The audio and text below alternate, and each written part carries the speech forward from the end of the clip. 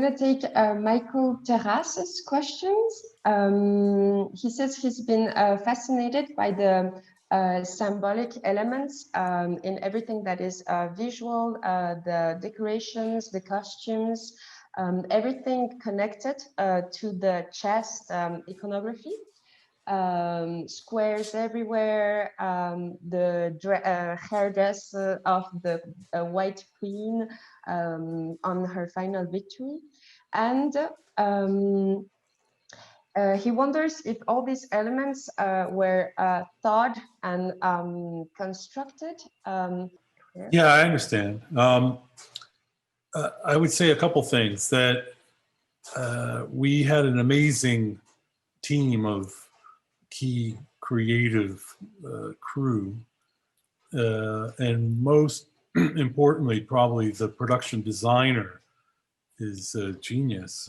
He's a German man named Uli Hanisch.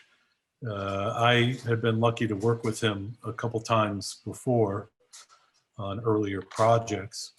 And Scott was looking for a designer. At that time, we imagined we were going to shoot 70% of the show in the US and maybe 30% of it in Europe, because we knew we had to go to Europe to shoot Paris and Moscow, but it wasn't immediately obvious to us what else we could do there.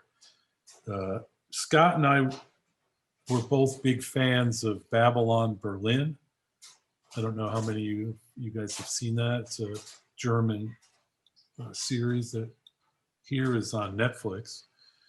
And Uli is the designer of that. And Scott just loved the look of that. And, you know, very specifically, you know, often with period films, they somehow look too perfect, you know. And so I sent the book to Uli, and I arranged for Uli and Scott to meet. And, you know, Uli loved the book and was super interested. And Netflix allowed us to go over to Germany and meet with Uli. And on that trip, it was a revelation to us, really startling in a way, because Uli took us around and suddenly we saw that we could do Las Vegas here, we could do the high school here, we could do the orphanage here, that, you know, so much of the story is interior. We could build our sets here.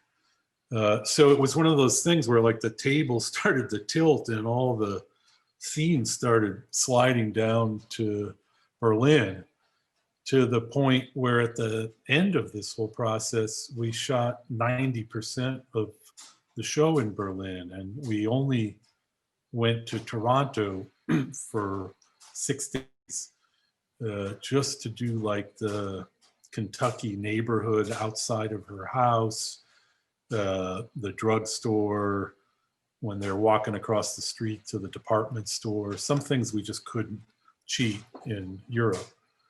But everything else, including Mexico City, which blew my mind. Like I just couldn't in my wildest dreams see how we were going to shoot Mexico City in Berlin. But Uli found that swimming pool and he threw in some palm trees, and then he built kind of the first level of an exterior, and everything else was done with blue screen. So to really answer the question, Uli and Gabriel Binder, the costume designer, Stephen Meisler, the cinematographer, Daniel Parker, the hair and makeup, they were really the core team. And in Scott's mind, it's all one thing, you know, it's not 4 different people in 4 different departments. It's the look of the show. And we're going to really all talk about the look of the show together. And everything is going to inform everything else. So there was a very carefully chosen color palette. Anya's very first meeting with Scott, she ran to lunch and said, Beth Harmon is a redhead. And he said, well, that's the way I saw it. I saw it too. You know, she wants to stand out wherever she is while she's trying to kind of not be so to be more hidden. So yeah, there were a lot of meetings in pre-production where all of these choices were discussed and sampled and tested and refined. And then there were a lot of meetings. In fact, we had we called it a chess summit, where we brought everybody together for 3 or 4 days, and we went through every single game and every tournament, and you know, every move in every game was planned out, even though you only see about 5% of it on screen. But you know, we had to have people actually playing, and it had to make sense what they were doing. It couldn't just be random.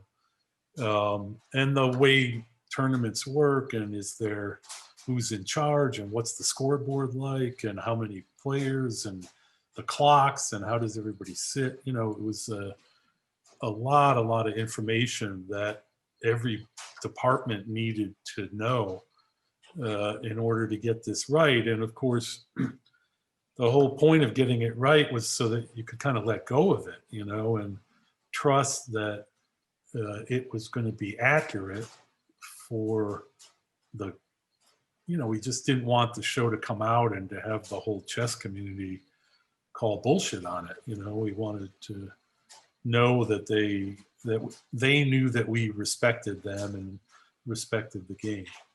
I think the attention to the details is also one of the reasons of this huge success, because everybody could find it was done with a lot of care and truth, which I think is very important. And